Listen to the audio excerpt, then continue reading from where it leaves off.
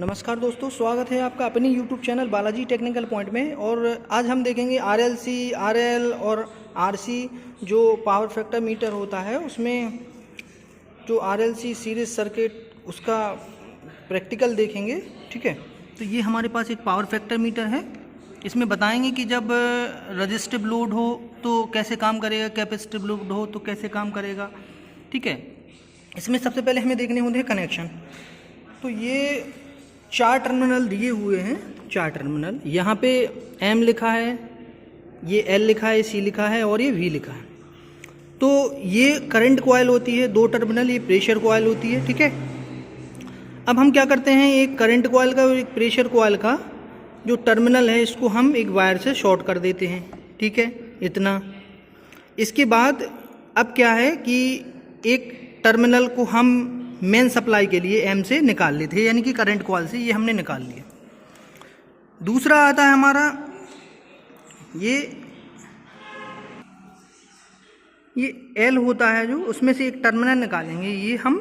ठीक है, तो ये जो है सीधा यहाँ पे जहाँ अपन को रजिस्टिव लोड लगाना है उसमें कनेक्ट करेंगे। और एक टर्मिनल ये देखिए, एक टर्मिनल ये B का है, एक टर्मिनल सप्लाई को चला गया और एक टर्मिनल लोड में चला गया। अब B का और L का 2 टर्मिनल जो हैं आए हुए हैं ये लोड में लगाते हैं। अगर हमें रजिस्टिव लोड चेक करना है तो हम क्या करेंगे, एक बल्ब को लेंगे या हीटर को लेंगे, कुछ भी। तो ये सीधा कनेक्ट कर दिया हमने एक बल्ब को, ये नहीं कि रजिस्टिव लोड हो गया। अब हम जब सप्लाई देते हैं यहाँ पे, ठीक है, जब यहाँ हम सप्लाई देंगे तो ये जो हमारा पावर फैक्टर मीटर है ये क्या करेगा, यूनिटी पे दिखाएगा। ठीक है, इसी प्रकार अगर हम यहाँ पे कैपेसिटर लेंगे, ये है ना, कैपेसिटर के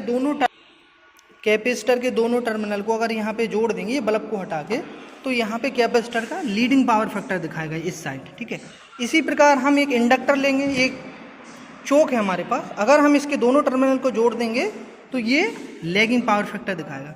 तो ये 3 प्रकार के हमारे पास pure inductor, pure capacitor, pure resistive, RLC, ये तीनों का प्रैक्टिकल हुआ। अगर हमें RLC को करना है तो इनको सीरीज में जोड़ते जाएंगे और लगा देंगे। अब उसमें होता ये है कि जिसका मान ज़्यादा होगा, मानिए कैपेसिटर का मान ज़्यादा है तो लीडिंग दिखाएगा, इंडक्टर का मान ज़्यादा है तो लैगिंग दिखाएगा, और रजिस्टिव का मान है तो ये यूनिटी दिखाएगा इसमें।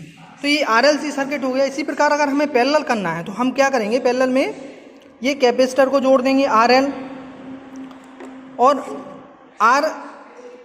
RC को जोड़ दिया, पहले RL को जोड़ दिया इंडक्टर को। ये पैरेलल में अगर करना है तो एक एक करके हम कर देंगे, तो ये लैगिंग लीडिंग जो मान निकल के आते हैं वो दिखाएगा। ठीक है, देख सकते हो प्रैक्टिकल करके, है ना। और पैरेलल में अगर तीनों को जोड़ दिया जाए, ये R और L और ये C, ठीक है, उसमें भी वही है कि जिसका मान ज़्यादा होगा, अगर रजिस्टिव का मान ज़्यादा है तो यूनिटी दिखाएगा, कैपेसिटर का मान ज़्यादा है तो लीडिंग दिखाएगा, और इंडक्टर का मान ज़्यादा है तो लैगिंग। तो ये हमारे प्रैक्टिकल हो गए हैं ये पूरे, है ना। छोटा सा एक वीडियो था आपके लिए, तो देख लीजिए, है ना। अगर कुछ कमी लगती है या आपको समझ में नहीं आया तो कमेंट बॉक्स में ज़रूर कमेंट करें। तो आज के लिए बस इतना ही, धन्यवाद।